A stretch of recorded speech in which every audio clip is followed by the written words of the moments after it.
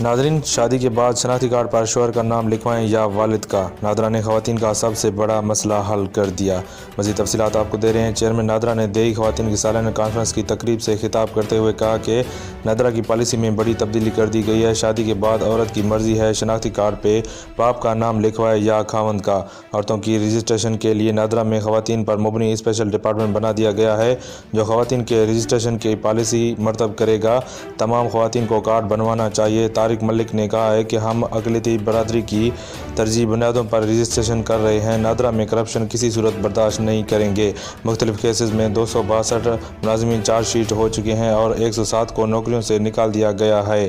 तारिक मलिक ने बताया कि पहला शनाख्ती कार्ड फ्री दिया जाता है। अगर कोई फ़ीस वसूल करे तो नादरा में शिकायत दर्ज करवाएं। बच्चों को भी नादरा के साथ रजिस्टर्ड करवाएं।